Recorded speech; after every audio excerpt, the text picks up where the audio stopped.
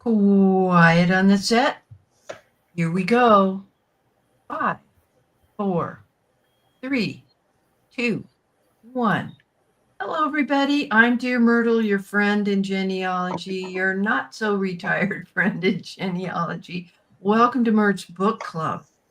We are working with Dr. Thomas W. Jones's book, Mastering Genealogical Proof. You can see we've been working hard. And I have homework from 4 panelists. They asked one of them to take a break. I can't believe she submitted homework. You will find our homework link. Let me share that one more time. And maybe from time to time, Melinda, you'll share it over there. So book club, kind of fun thing that we do. There's the Mastering Genealogical Proof. And this time we're talking about analysis of information items in documents and correlating it with other bits of information items from other documents, other sources. And then we're beginning to deal with resolving conflicts, which Ellen does a great job of having a conflicting story situation. And so does Maria. And you'll notice that in the homework. And then we're beginning to assemble the evidence. And Maria, well, actually, each one of our panelists did a pretty darn good job of using some techniques that you will like to assemble the evidence. And that prepares us for when we meet, not next week or in 2 weeks, because I'll be at Roots Tech in Salt Lake. So it's going to be a month before we get to chapter 7. And I give just chapter 7 a chance because the written conclusion is sometimes the most difficult part. But if you've been doing this analysis and correlation as you're doing your research, and you have a marriage certificate and it says this, but then what it says on a death certificate doesn't agree, that easily explained. All that kind of analysis and correlation has to be done before we can write up a definitive conclusion about an event in a person's life, like their marriage or who are the parents, etc. So Maria's here. A month would be nice because she's moving over the next 2 weeks. Yay, you get to move to your house. And Karen, hi. I'm deep into analysis and correlation in my research. Question. Oh, on her research question. It's time consuming, but it is very eye-opening. And the techniques that our panelists have been showing you, even last time we met, I said this would be great for later on because you're doing this kind of analysis all the way through, as opposed to just taking one document and saying, okay, those are the parents. No, we need to have more than one source. And it isn't 3 sources, it's however many sources it takes. And if all you have is one document, we can put it in our genealogy software. Our genealogy software program. But don't let that stop you from doing this analysis and correlation to see what other record groups have survived. All right, with that introduction, let us go forward here and we'll pull the panelists up. Now, let me turn this off. Yes, looking at the whole picture is much more efficient. Sometimes you need to organize that research. So Ellen's here, Maria's here, Melinda's here, and Melinda's doing double duty because she's working the YouTube side. Thank you. And do bring your comments in. There's 18 of you viewing, as I can tell. If there's any, StreamYard kind of tells me that. All right, let me share my screen. The homework link, let me give it out one more time, it's still a full page it's huge now. We're up to 30 pages, but not just for this this time period. This is the aggregate of all of our homework assignments. In the case of Ellen, we've been following along with her challenge each time we meet because it applies in each one of the several chapters that we may be discussing. So I'm going to move this off my screen for a moment, and you'll want to scroll down to page 17. That's where this starts. Get there. And I'm trying to save your eyes. Here we are. Okay. So at the end of the homework assignment, last time I reminded you that we would be meeting on the 17th of February, which is today, and these are the chapters we're considering. And now we start on page 17 with Ellen and the conundrum of who the heck are William Beaton's parents. So talk to me about your homework. We're now seeing page 2 from a derivative source. What's a derivative source?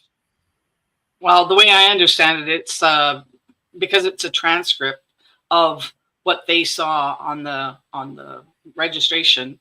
It's not an original. It's just a derivative. Yeah, somebody else typed this up. So they may have made mistakes.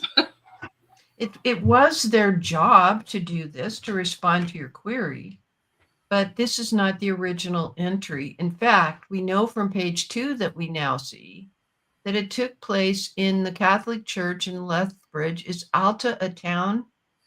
Oh, it's Alberta. That's the abbreviation, or they put for Alberta. Oh, okay. All right, got it. Oh, that makes sense.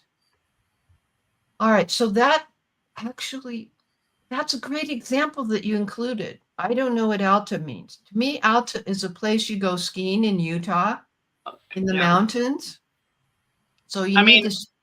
And actually, Alberta usually is abbreviated to AB, right?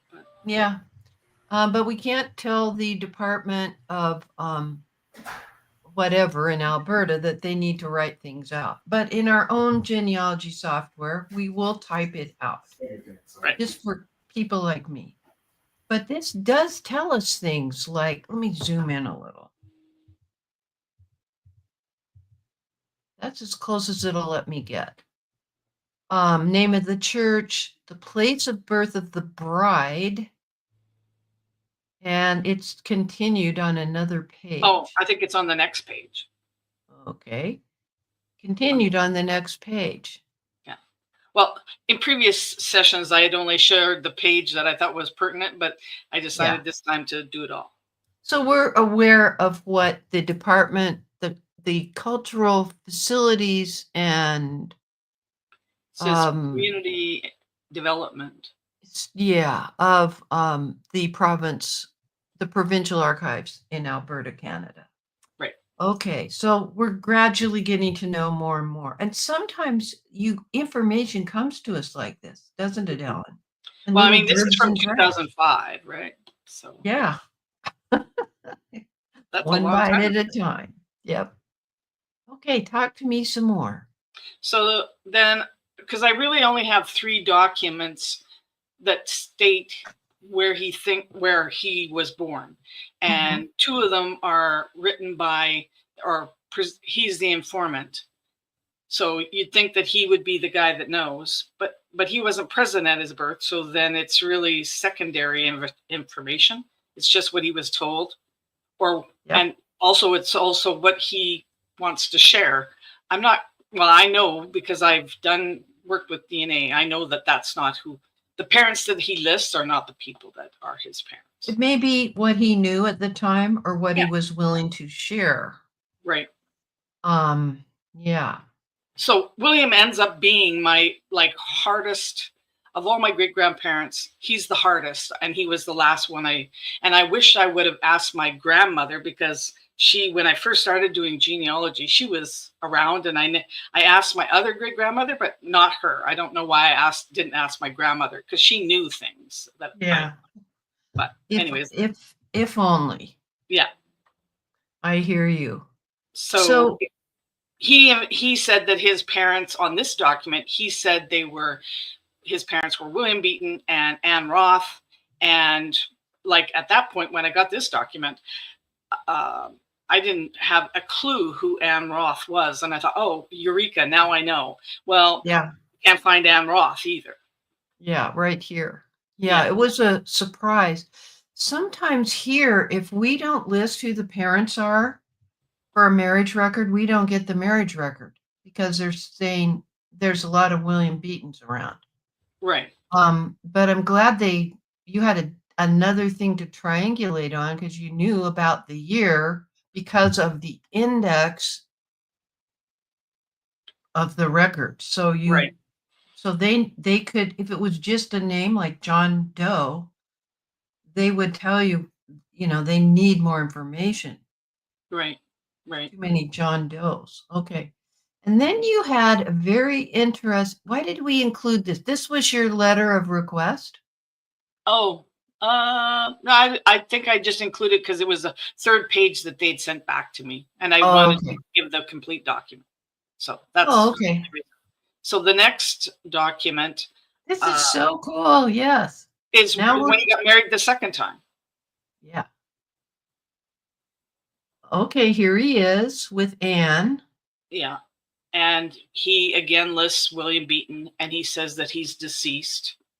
Mhm. And so he's consistent in saying that William Beaton is his father.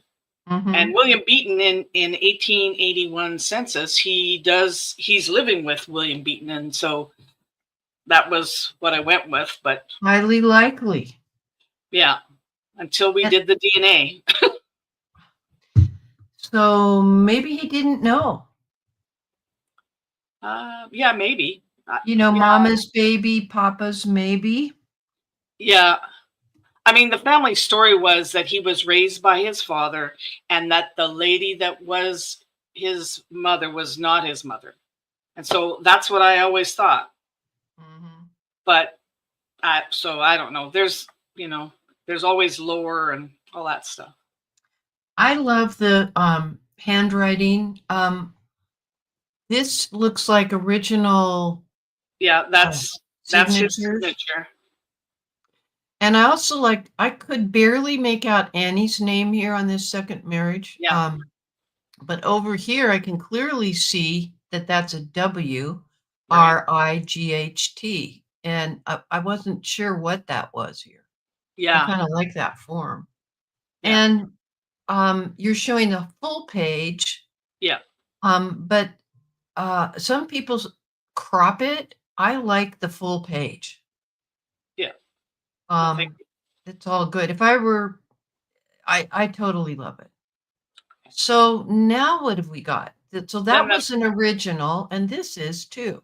Yeah, it's an original province of Alberta death registration. It was, it gives all the details as the person, the informant, knew.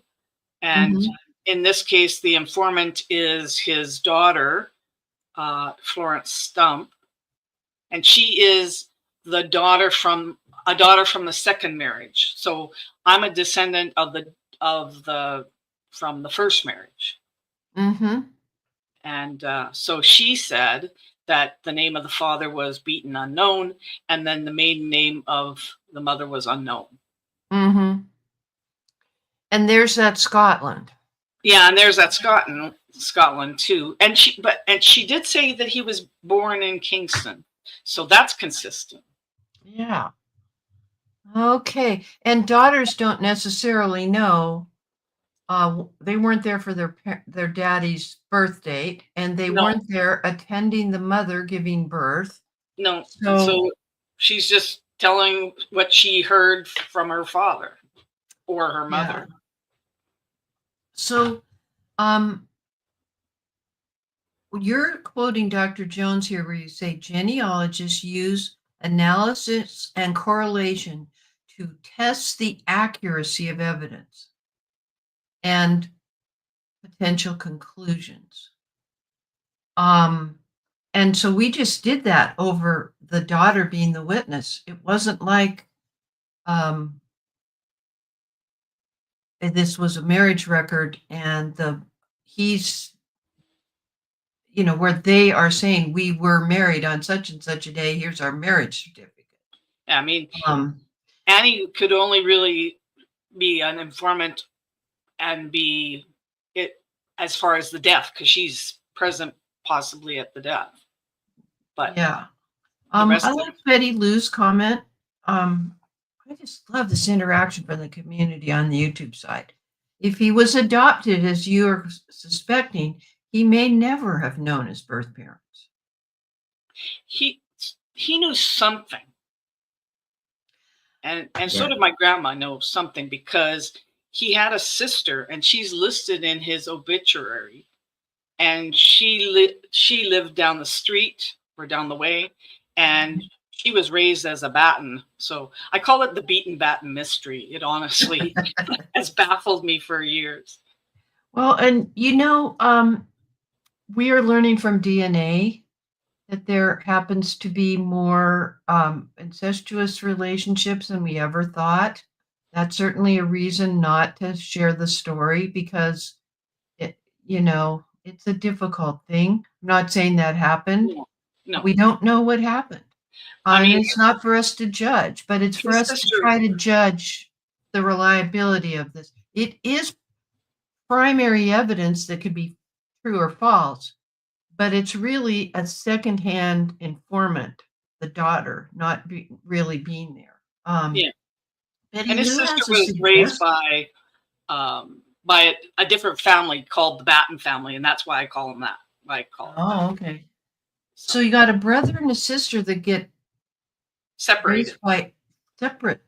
That's interesting. families, and they live in the same neighborhood, and yet he still knows her, or the family knows of her when he dies. So it's not like that got lost.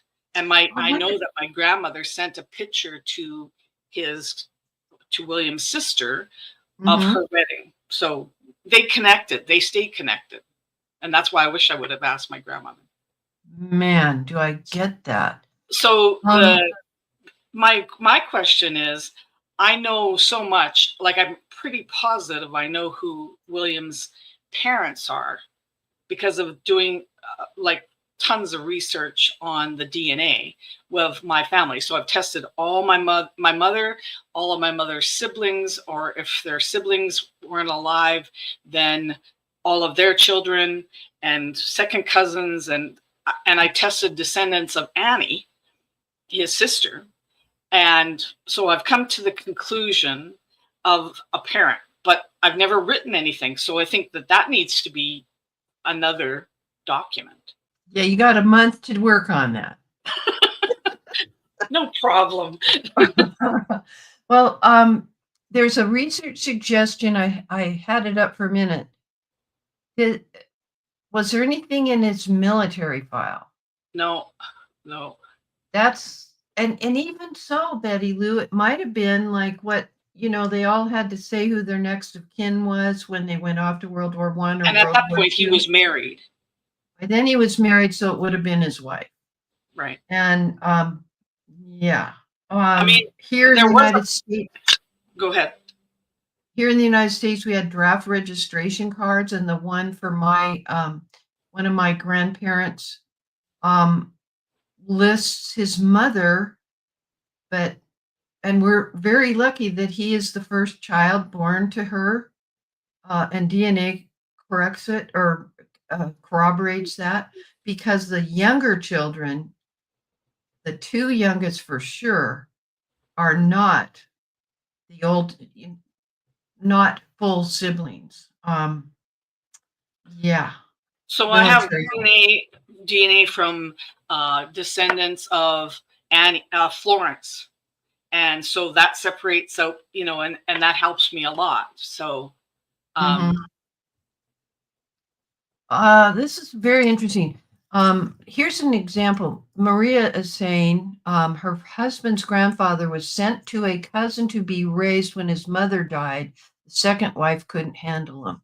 A lot yeah. of, you have the scenario of the evil stepmother. Of course, I did not have an evil stepmother. Blanche was wonderful. She was wonderful. But often there were jealousies and the kids rebelling because dad, gosh, 3 months later got married. Kids, kids can be problematic. The other thing that occurred to me is an unofficial indenture. Yeah. Or another, let's part her out because they need a housekeeper or someone to work in the kitchen, or to help with an elderly person, and they will feed her. And that's why the sister went here and he went there. There's all kinds of I spent possibilities. a lot of time learning about British home children because I thought at some point that he might be a British home child. And I still don't know for fact that that's not the case, because if I look at his DNA, people that go back to who would be his parents, they come from Oxfordshire, England. Yeah. And that kind of goes with, let me pull this one up. Betty Lou saying, search the sister's parents. And that's what you've been doing with the DNA. Well, So and the sister's parents she's listed as adopted, and she Period. doesn't have a birth certificate either, at least not that I can find. So Yeah. anybody that wants to help me with this, I love it. Second wife inherited 7 children, so she was probably doing the best she could. Oh my gosh. I don't know if I could have married somebody with 7 children. Nope. I can remember before I even knew Mr. Myrt. Here I was, divorced a number of years, and I thought, it would be hard if that person has a lot of children, that potential husband, because then it's not just these several families that I can barely keep up with, my daughters and their children. How am I going to, what if I married somebody that had 7 children? And I thought, I'm never going to get married because I know, I am very inclusive and love people, but that's a lot. And as it is, he didn't have any children. So his first wife couldn't have children. But what I do is keep up with all of his nieces and nephews. So it's not a problem, but it's funny what you worry about, isn't it? Yes. All right. Well, we'll see what you do in a month. If you are just right, but it's just your current thinking. Just summarize it in a narrative. So do I summarize everything that I've done as far as how I got to the conclusion that I only can use DNA? Well, when you read chapter 7, okay, Dr. Jones suggests multiple ways of dealing with things. One of them is in your written conclusion, which is supposed to be succinct, that you tell them what your conclusion is, then you tell them how you got there, and then you reiterate your conclusion, that could be 3 parts. If what you're trying to solve, and I had thought I would submit homework this time, but I'm going to save it for next time, to take the conundrum of here's all the facts I have about the possible birth date of my grandmother, my maternal one. I've talked about it in the past, and then what it looks like in that narrative report, just on a birth year. I don't have to bring in DNA or anything like that. And you'll find a lot in this book. I really enjoy the way we are sort of dissecting each chapter, and yeah, it's great. Yeah, and we're being fair, you folks. There's way more in these chapters than we discuss. Yeah. This book is available from the National Genealogical Society at ngsgenealogy.org, and you just have to shop. Deneen, who is out on the YouTube side, I've seen orphan siblings taken in by neighboring families. That way the burden of extra mouths to feed is shared by the community. So it wasn't a matter of the person was going to be a scullery maid for the neighbor.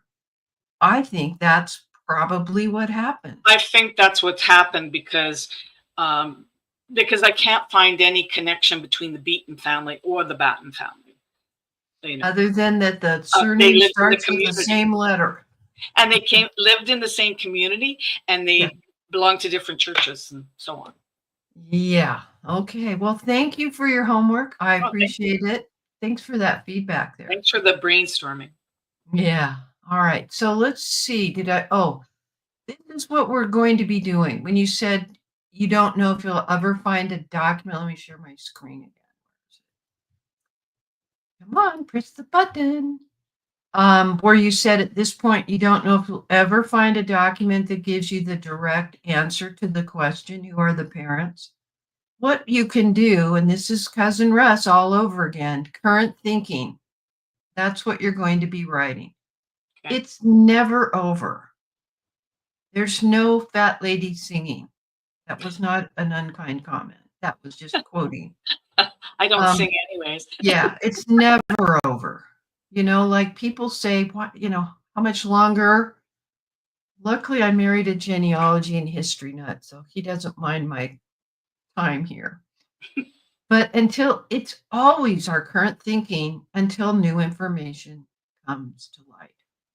I hope you like that little. Yeah, I do. I do. Okay. Thank you very much. And we scroll down and it's Maria's turn. And Maria, I'm happy that you're going to be moving during this month. Wasn't that wonderful of me to, you know, take a break for a month so that you have the ability to move? I so appreciate it. Okay. I hope you have fun at Roots Tech. I will miss seeing you there. Yeah, I'm looking forward to it. I am. And I spend most of my time in the exhibit hall meeting people. So, all right. We're going to look at your homework. And I don't know what page we're on now. I have it here. But Maria's homework. I think it's 22. Oh, okay. Thank you. Page 22. Ignoring conflict calls our research, reasoning, and conclusions into question. Major conflicts must be resolved. We don't want to climb up the wrong family tree, do we? Nope. So talk to me about your husband's ancestors living in Russia, Poland. So, yeah, they were of German descent, but they were living in Russia. And could you speak up a little? You're very faint. Yeah, is that better? Yeah. I bring this over. Yeah. So, yeah, they were living in Russia-controlled Poland, and I know that they were of German descent. And when they became available, they started going to a Protestant church. But at this time, and where this great-grandpa lived, they went to Catholic churches. One, because that was assigned by the government. That's where they needed to go. So they had to. Yeah, that's where they had to go until they got permission a little bit later. Plus, it was just more convenient. So that's where they went. Okay. So you used a table, and you can't see it in the video. Let's see if I zoom in on just that. Oh, yeah. Now you can see that I added lines between them. But a table is a very effective way for us to sort by year. There's a timeline. Whatever the record is, and what names are in it. And it helps organize our thinking, doesn't it? Yeah.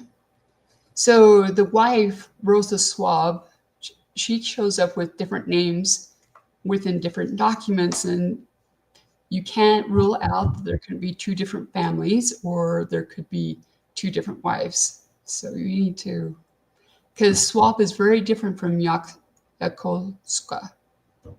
Yeah, not even close linguistically. No. Two totally different names. And isn't that what happens like Rosa and then Rosalie? Why do these guys, I mean, it makes it good in the middle of an argument, you call them by the same name. That's one advantage of marrying a wife that has the same name. Yeah. I see Elizabeth and Maria as recurring given names, and it's very confusing. Yeah. Okay, keep talking. So yeah, so I gathered all the records I could find with Ludwig Clemene, and I just started to analyze to see Mm-hmm. what's in common, what's not in common, and where they are. And Look at the citations, guys. Do you think she gets a gold star for citations? I hope so. Those, I took way too much time revisiting that with the new evidence explains. But yeah, as I go down through, I was able to use some other information within the records to prove that Rosa Swab and Rosa Jaskoka is the same person. Okay. And did you assume, or were you doing the cousin Russ? I'm going to disprove this, and then you find out it's true or false. I mean, how do you keep yourself from being attached to it's got to be two people? I Yeah, how do you do that? I just think it's hard because you see so many people that die in childbirth. So you got to question. I just saw so many different records, so you just kind of have to take one by one. One by one. Ellen is saying you do get a big gold star. And Karen's saying she's struggling with conflicting evidence. Yeah, no matter how large or small the conflicts, Valerie agrees they have to be resolved. Okay. And let me So let's what go was kind of further in fun your with, homework. what was kind of fun with this one is because I was using this for an example when I was in Boston University. I mean, I knew that they're the same person because of especially the son Macium's second marriage that mentions his first wife with the Polish name, right? And wait, that references the first marriage that uses that one, but then he uses this German name. So I knew it had to be the same one. But as I was there at the awesome family history library in Salt Lake City, I was just curious, and I looked up in a couple of name books, and I came up with the answer of why she's using both names. So, And here in the United States, or whatever country is your native land, we are stuck in a rut about spelling, and that like Conrath could be spelled with a K at the beginning or a C or something like that. And Burton could be EN or ON, and we accept that. But when you're talking Russian and German and Polish, they can be decidedly different names. We also see that with names of places just for one spot on the face of the earth. So we really have to consult other resources to discover this phenomenon because we're not used to it here in the US and Canada. well, and I didn't include it in this homework, but I did pull out maps of all the different records and where they were going. But to simplify, I just kind of kept it short and pretty. Yeah, and to answer your question, Betty Lou, in the homework, she did start looking at, not birth records of siblings, but children. What about siblings? So the other of siblings of Rosalia Schwab, Yes.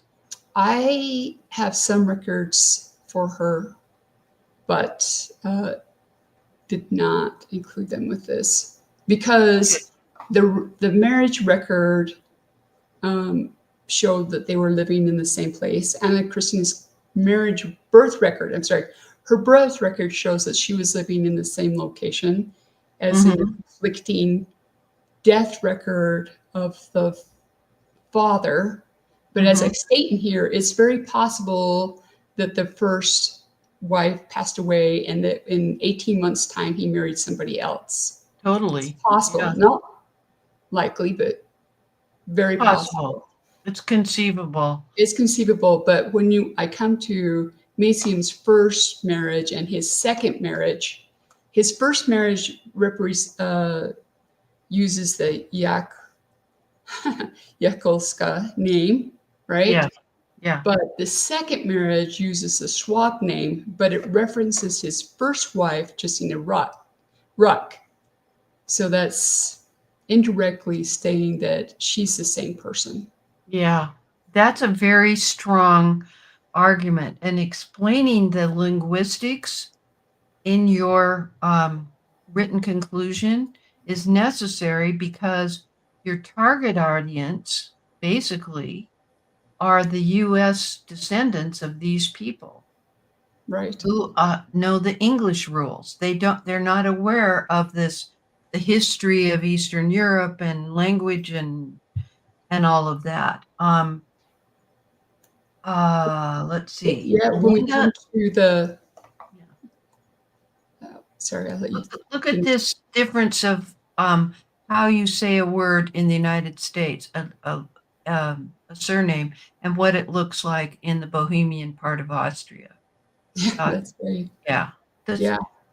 I mean, at least the Z and the S and the M are fine, but yeah, those are still, you wouldn't even find them in an index in the same place because S's and Z's are pretty far apart. Yeah. Oh, golly.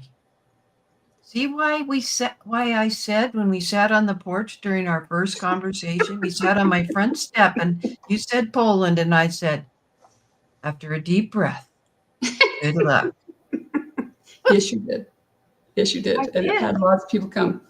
But when I looked up in those dictionaries, the name Yaskowa and Schwaba mean the same thing. Oh, okay. It is a swallow bird. What kind of a bird? Yeah. Yeah, it's a bird. Like And robin or something. Different, in a different language. Yeah. So it could be the priest, because he was a Catholic priest and he was from Polish native, he might have said, I like this name better. Or maybe they like the sound of it better. Maybe they're trying to fit in. We don't know. Yeah, trying to fit in is a thing. Yeah. And then there's a possibility of nicknames. And Gwen brings us in. Thank you, Gwen, for being so active today, both in Wendy's with Myrt and here. Her nickname was Wendy, not Gwen. Yeah. Her given name. Yeah. And Betty Lou says, I always hated the indexing of Eastern European names because it was just like indexing the alphabet. And that's why Gary Mokotov and I can't remember the other guy that he did this. They have a name indexing system that's distinctly different than the Soundex system we use here in the United States. We used to look things up in census indices with a Soundex code starting with the letter S and then 3 more characters for take away the consonant, take away the vowels, and I can't remember. But anyway, and because it's so distinctly different, Betty Lou, and Gary is associated with Jewish genealogical organizations. They came up with a different type of indexing system to take that into account. And Gwen is saying, yeah, how do you pronounce the J like a Y, etc.? Yeah. Wow. Okay, so where are we in your homework? We're done. We are done.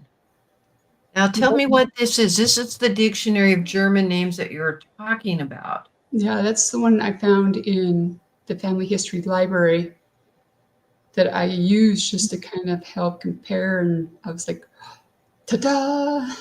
Yeah. Well, I also used a Polish one, but to get Yeah. to the same point. Yeah. And Wow. it was interesting because it also tells the history.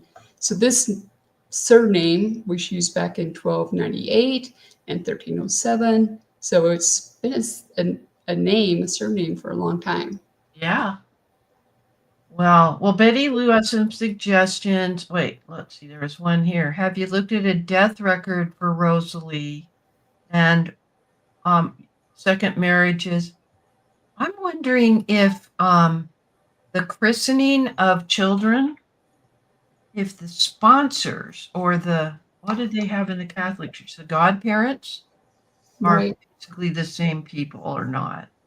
So there is a death record much later, but there are no witnesses and there is no correlation to anybody else.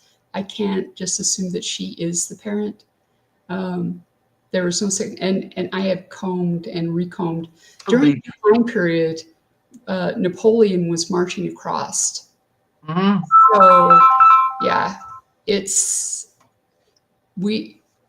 I've combed all the Catholic and the Protestant records. They're there. There still could be some that are not digitized that I don't have access to. But yeah, I should look more into her siblings though. I mean, I know that I've seen some, but I haven't done as much with that. Yeah. I should do that. And believe me, Maria and I work together closely as volunteers at the local church with teaching genealogy. And then we had an open house every month where we would take more specific interest and focus on someone's research and then that one's research using my access to way more databases than that particular researcher had. So I know that Maria has worked hard, but I do like that suggestion, Betty Lou. It's the last record you find that has the clue you need. So very good. So thank you for your homework. Yes, it was Okay, fun. let's see where we are next. I'm going to scroll down and we have Melinda's homework. And this is a completely different kind of homework. Very fun. Let me share the screen. Okay, Melinda, I'll pull you up on the panel. And Maria, there you go. And Maria, I know you're packing, so if you need to go, that's okay. I understand. I just love my panelists. So, Melinda, we have a thing about cars and muddy quagmires and dust-choked routes. Okay, I need to explain where this homework came from. Yes. I just didn't want to do another DNA. Yeah. So I had been taking, and I had finished up watching my advanced materials course from the Salt Lake Institute of Genealogy. Mhm. So this is basically a report on a t-shirt. Okay. And the t-shirt ends up involving three generations of my family and building a bridge over the Neches River in Texas. Okay. And so that's what this report's about. Good lead in. And yeah. So it isn't really the Model T, but it does have something to do with travel because It of the has bridge. a lot to do with travel and how tall this bridge is. Yeah. And it's tall. I hear you. So Okay, basically, what I gave a background to the history of building roads in Texas. Mm-hmm. Because the way the road system started out is it started out where in the 1830s there were dirt trails and we switched from pedestrian trails. Then they gave power to the counties versus the state. Then they brought it back. And so there was always never enough money. Mm-hmm. Never enough money. Yeah. So then basically in the late 20s, cars were being more popular and the roads were getting worse. And yes, I read countless descriptions of mules being stuck in the mud and dying versus getting out and being able to pull a wagon. And since Orange is basically at the mouth of the Sabine River in Texas and the Neches River also, you'd always have to take ferries to get across. My grandfather even ran a ferry for a while. And then people started complaining because you'd have to wait an hour for the ferry. So that was the need for the bridge. And so the Port Arthur Orange Bridge was built over the Neches River, took 2 years to build, and it opened on September 8th, 1938. And so you can see it. Whoops. Yeah, there you go. Yeah, I'm just zooming way in. That's okay. I did a click so you could link it to the actual picture if you wanted to. Oh, okay. But that's okay.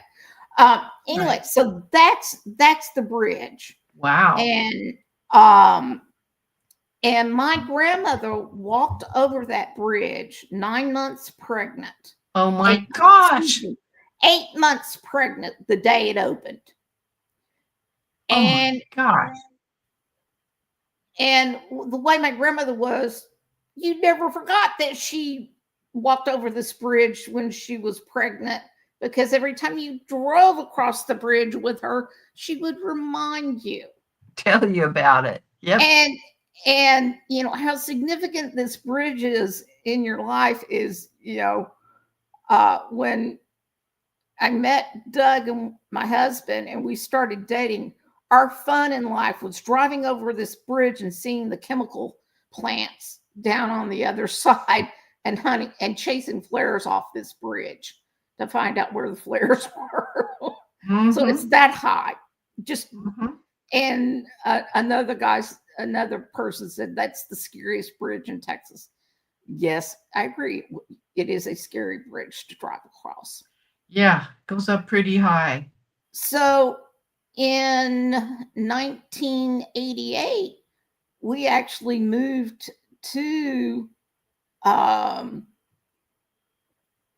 Port Neches, and they decided to build another bridge.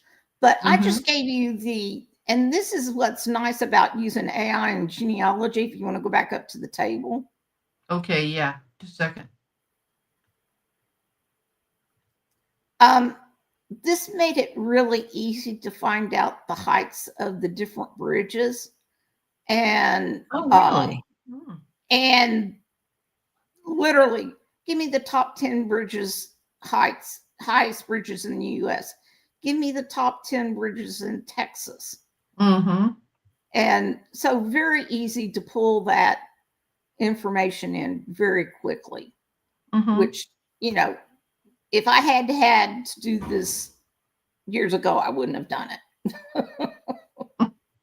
Yeah, so in this regard, AI has assisted research that would have been really quite cumbersome to pull together. Yeah. Right. So just a very short, easy way to correlate the different heights of different bridges. So cool. Okay. Again, she did clearly identify that Perplexity was the program she used to generate this information. Yeah. Now, the thing that's nice about Perplexity is that it does give you the places that it searched very easily. Gives you the source. Yes. Yep. And they were using, you know, decent sources. Yeah. It's all very good. So. All right. And then we go down to this part.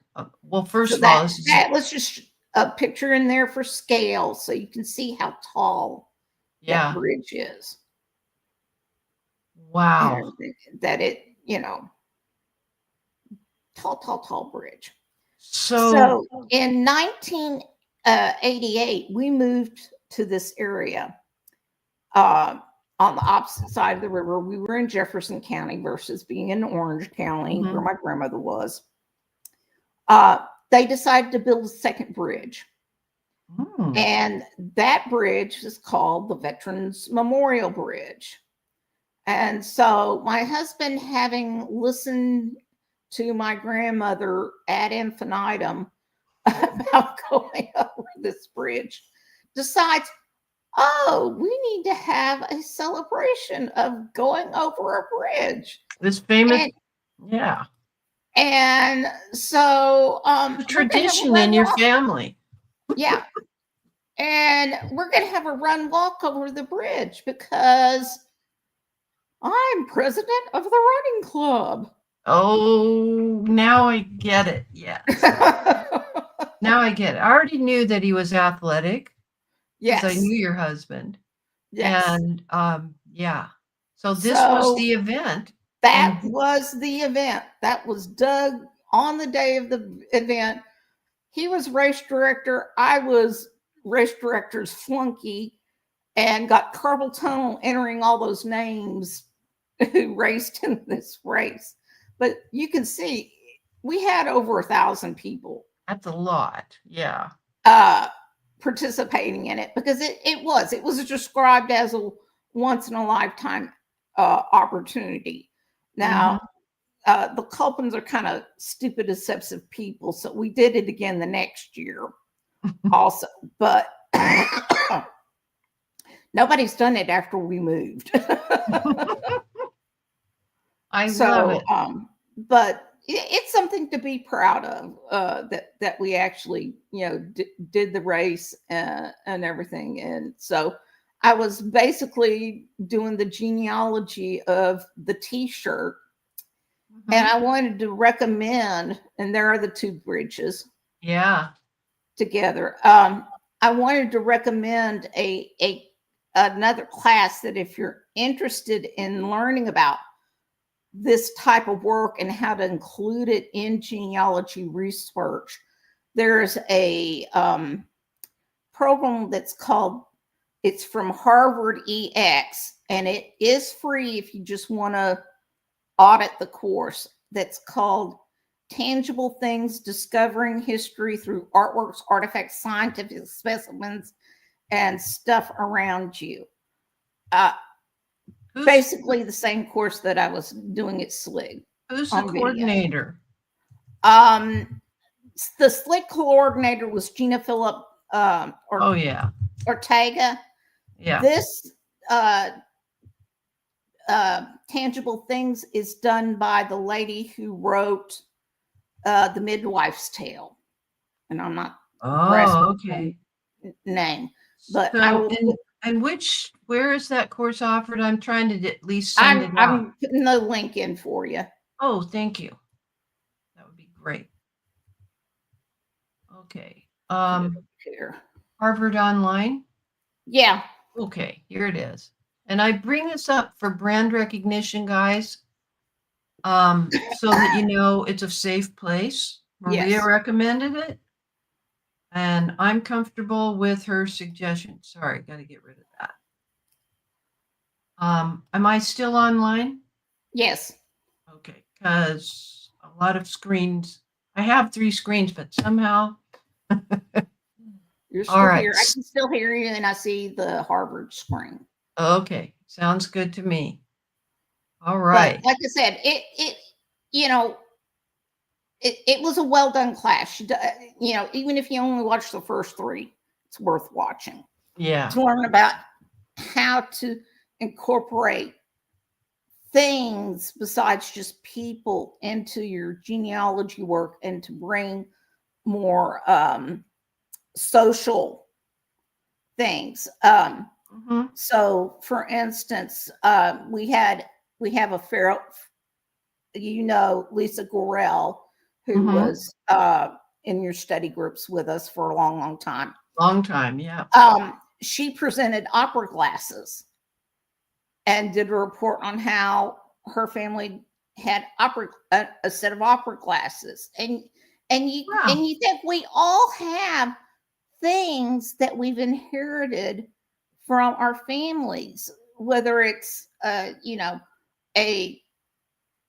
a specific type of bowl, a meat grinder was one of the uh things somebody showed and everything. I just happen to have uh t-shirts that are worthy to be That's what worked. I love it. written right. But I love Ellen's comment. Yeah. Something else to check out. Oh no. Gee, I do have opera glasses. And yeah, but that needs to be incorporated and yes. talked about, because will your grandchildren know what an opera glass is? Yeah. I hear you. Well, thank you very much for your homework. Anything else before I switch and we'll look at Deneen's? Nope, I'm good. All right.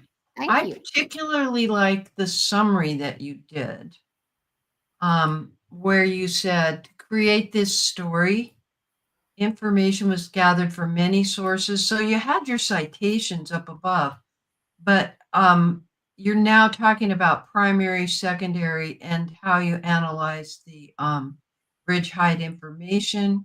Thank you for doing that. Another way of looking at it. Yep.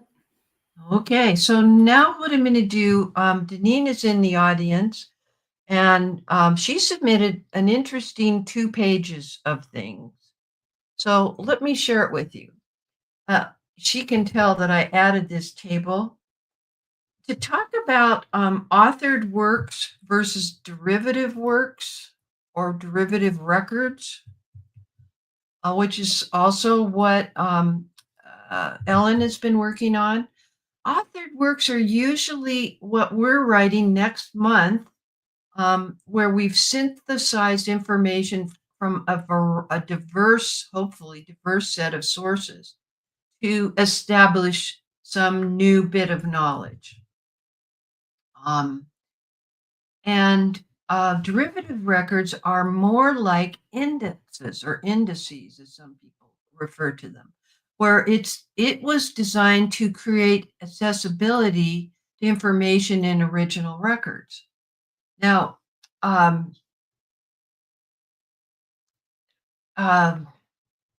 we have seen things like, I have books on my shelf that are the abstracts of wills from Chester County, Pennsylvania for this time period, and then a subsequent one for, because that's a very old county in the United States, which makes it easy for me to look through hundreds of years worth of Yearsley family wills to figure out which Yearsley, John Yearsley, or etc. am I talking about, because they overlap.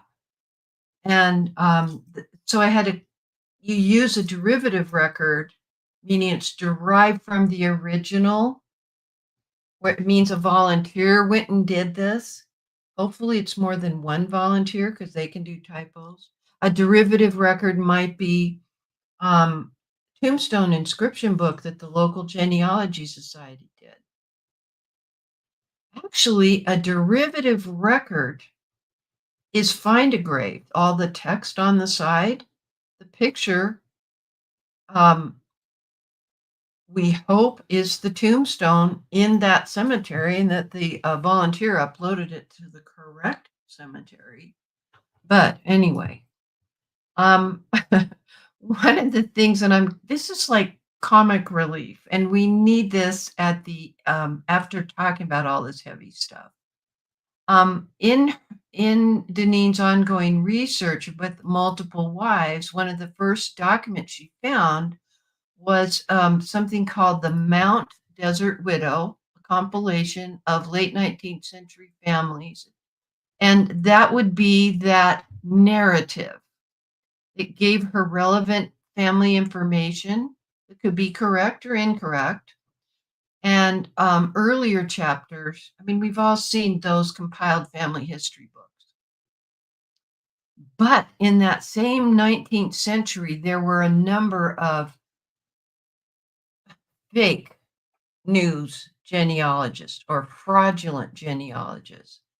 In the 1800s, only wealthy people could hire somebody to do research. Everybody else, my people and your people, we were just working out hard scrabble lives trying to get food on the table and a roof over our head. But wealthy people could pay somebody to compile their genealogy. And wealthy people could pay to have their own autobiography, short autobiography, placed in the county history book that we call mug books. Typically came out late 1880s through about 1920. And those mug books would have information on the county and where the first, county commissioners were, or who was on the road crew, et cetera, et cetera. And then in addition to that, you would see these biographies, and it cost even more to get your photo in addition to the bio that you write. And all of that is paid for. And so but nobody was checking it. And we've now found out that there were fraudulent genealogists who, there was no genealogical proof standard. They weren't even working with the legal term preponderance of evidence. And they would gladly pay for a price. They would gladly, for a price, supply social climbing damsels with a fine set of ancestors going back to Adam. And I'm glad she thought of this, because what she's telling us about, and I found this advertisement from, this is actually the waltz musical comedy that she's quoting. There was a musical comedy by James Montgomery called Irene. And she has given us this. In the art of genealogy, we find the pedigree of your family tree as if it's what it ought to be. A tint of blue is flowing. If you want to find an uncle or a cousin or an aunt, we knew your tree when it was a plant. We can make them what your family can't, with a coat of arms worth showing. In the art of genealogy, psychology requires knowledge, and we never make apology for sex, insects, or nothing. We go back to BC in history and start AD as the case may be. We'll let you have a title out of royalty, and our fee will be accordingly. Thank you. I got a kick out of reading this homework. And that's why I went and did a Google search for the musical Irene. And this is from, I forgot to put the citation. It's actually from the National Library in Australia. That was my bad for not citing where I got this graphic. It's a good note on which to end, I think. So we've had kind of an interesting day with Mondays with Myrt and book club. Thank you guys for hanging out with me. What great discussions we've had. Let's see, a few comments from the community and then we'll wrap this up. Let's see. Valerie said she had a bridge story. It's part of her mom's history. And it took her 3 newspapers. She used 3 newspapers that were talking about it. And Gwen says she loves her great grandmother's hand-painted wooden plate. And Karen says, so many family items come to mind to document. Love this take on researching them. And good job describing how you were able to come to a conclusion of the accuracy. And Gwen says, WikiTree has a list of fraudulent mug books. And you submitted the fraudulent Ridlin Riddle genealogy. Yep. It's a never-ending battle with fake news, I think. It's a historical thing, nothing new under the sun, as our grandmamas used to say. Anyway, panelists, thank you. Thank you. I appreciate you being here. What fun things we got to talk about today. Nothing left to say, but I'm dear Myrtle, your not so retired friend in genealogy. Happy family tree climbing, everybody. That's a wrap.